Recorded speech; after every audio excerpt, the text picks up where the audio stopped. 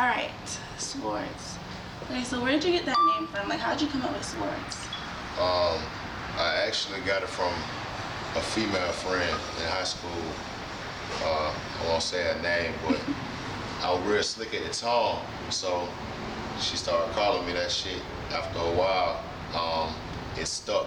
Everybody started calling me that shit. So after I attributed it to myself, I just acronymed it. So when I took it upon myself, the S stand for sharp.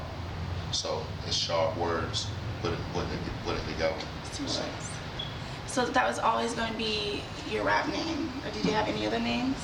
Yeah, I had a few nicknames, you know, coming up in the street, but, you know, as far as rap-wise, I just attributed the name to myself at the time, because I really got serious about rapping at the time, so right. It kind of stuck with me, so I just left it. Okay, so you said you started getting serious about rap. What age did you know you wanted to do this, like, full time? I might have been 15, 16 years old when I really started taking it serious. Started doing shows, started recording, and that's when I really knew I wanted to do it for the rest of my life. Right. But the dough stand with me. 10 bags, right hand on my digit. Twerk game silly, whip game illa. Guaranteed you ain't met a nigga more realer. That you did on your website, and someone asked you if you were signed to a record label yet, and you said that you weren't. Right now, it seems like, you know, the independent artists are choosing not to go major nowadays with like the internet and word of mouth. Is that something you want to do, or do you want to do major?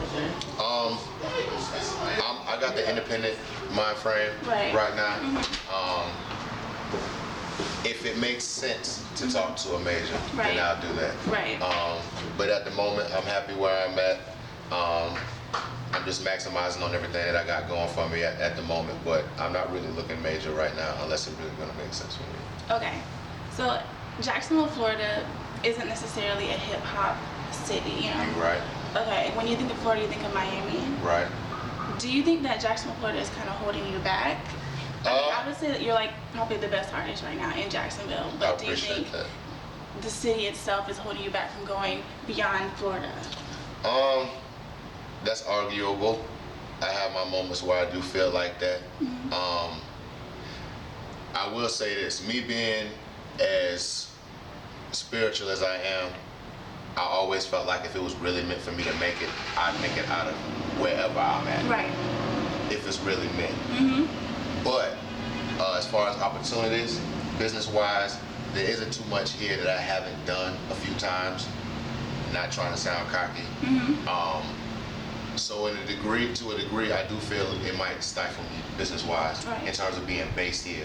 I have entertained the thought of moving to different areas. Miami was an option. Atlanta was an option.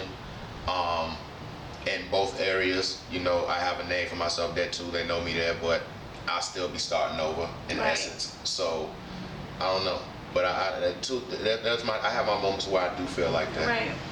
So you've worked with a lot of different artists. Is there any mainstream artists that you would like to collaborate with?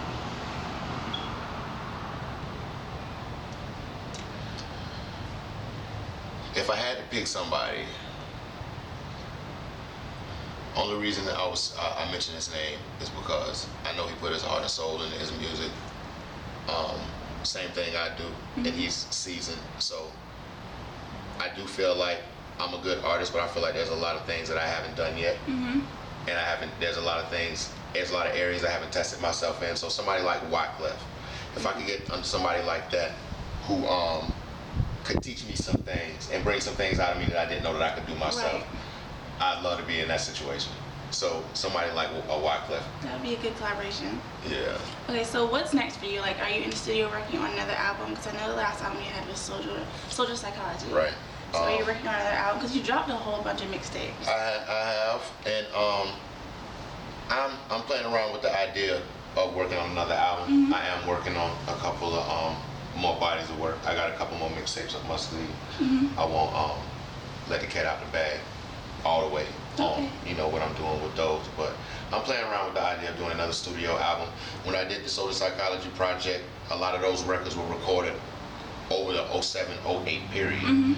And when I put them out, time had lapsed. I was just ready to put something out. You know what I mean? The mixtapes that I dropped in between time were the most current bodies of work. But I'm working on a lot of exciting material right now, so I'm real excited to, you know, unleash some of it. So who knows? But I do have a lot of new coming. Okay. Well, that's all I have to say. I'm excited about the performance that you brought to do with Scrappy. I appreciate that. So thank you so much for sitting down with me. No problem at all. Glad to do it. For anything Swordz, swordzmusic.com. What the Streets made available now on the website. The Takeover mixtape, which I rapped over a lot of industry tracks. I hadn't done that in a while, so that's like a little mini tape. That's available on the website also. Both versions, Volume 1 and 2 of That Nigga Ain't Me. You can get those on the website. Videos, 2 versions of the What the Streets Made mixtape.